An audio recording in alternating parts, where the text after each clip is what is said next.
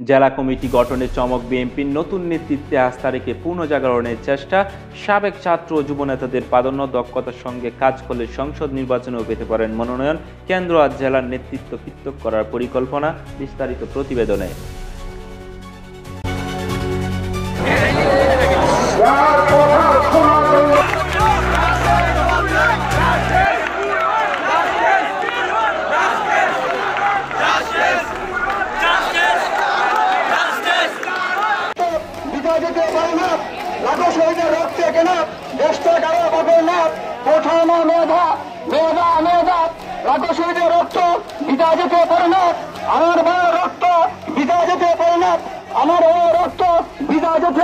সাংগঠনিক জেলা কমিটি পুনর্গঠনের কাজ করছে বিএনপি। রোববার 13 জেলার নতুন আহ্বায়ক কমিটি দেওয়া হয়েছে। কয়েকদিনে বেশ কয়েকটি জেলার সম্মেলন প্রস্তুতি কমিটি হয়েছে। এইসব কমিটিতে সাবেক ছাত্রদল ও যুবদল নেতাদের শীর্ষপদ সহ গুরুত্বপূর্ণ জায়গায় রাখা হয়েছে।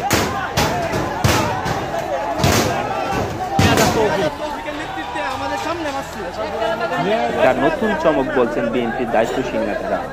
তাদের মতে বর্তমান বাস্তবতা ও বিশ্ব রাজনীতির গতিপথ মাথায় রেখে অপেক্ষাকৃত তরুণদের নেতৃত্বে নিয়ে আসা হবে। সেক্ষেত্রে মেধা, পরিশ্রম ও ত্যাগকে বিবেচনায় রেখে গঠন হচ্ছে এইসব কমিটি।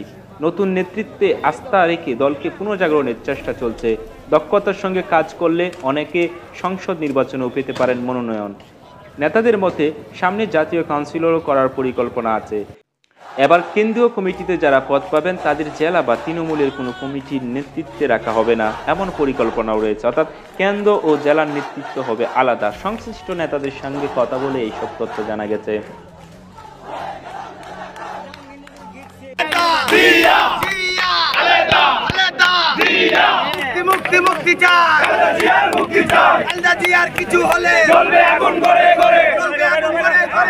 সদ্য ঘোষিত বিএনপির সাংগঠনিক জেলা কমিটি ও জেলার সম্মেলন প্রস্তুতি কমিটি পর্যালোচনা করে দেখা গেছে এগুলোতে প্রাধান্য দেওয়া হয়েছে যাদের রাজনীতির হাতেখড়ি ছাত্রদল ও যুবদল থেকে।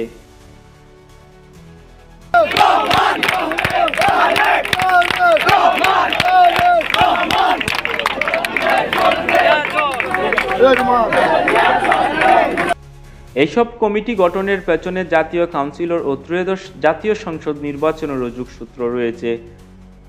আগামী সংসদ নির্বাচন অপেক্ষাকৃত তরুণ নেতৃত্ব ভালো ও দক্ষতার সঙ্গে কাজ করলে তাদের হয়তো বিভিন্ন আসনে নিজ এলাকায় প্রার্থী করা হবে, এমন চিন্তাও রয়েছে। জানতে চাইলে বিএনপির সিনিয়র যুগ্ম মহাসচিব রুহুল কবির রিজভী যুগান্তরকে বলেন, তরুণদের নেতৃত্বে আসার পথ থাকতে হবে, তাদের সুযোগ বাড়াতে হবে। তরুণদের মধ্যে যারা দক্ষ, যোগ্য ও আন্দোলন সংগ্রামের মধ্য দিয়ে এসেছে তারা নিজের নেতৃত্ব ইতিমধ্যে প্রতিষ্ঠা করেছে। নেতাদের মতে এইসব কমিটি গঠনের পেছনে জাতীয় কাউন্সিলর ও ত্রয়োদশ জাতীয় সংসদ নির্বাচনেরও যোগসূত্র রয়েছে। আগামী সংসদ নির্বাচনে অপেক্ষাকৃত তরুণ নেতৃত্ব ভালো দক্ষতার সঙ্গে কাজ করলে তাদের হয়তো বিভিন্ন আসনে প্রার্থী করা হবে, এমন চিন্তাও রয়েছে। জানতে চাইলে বিএনপির সিনিয়র যুগ্ম মহাসচিব অ্যাডভোকেট রুহুল কবির রিজভী যুগান্তরকে বলেন, তরুণদের নেতৃত্বে আসার পথ থাকতে হবে, তাদের সুযোগ বাড়াতে হবে। তরুণদের মধ্যে যারা দক্ষ, যোগ্য এবং আন্দোলন সংগ্রামের মধ্য দিয়ে এসেছে তারা নিজের নেতৃত্ব ইতিমধ্যে প্রতিষ্ঠা করেছে। এ কারণে তাদের সুযোগ বাড়ানো উচিত।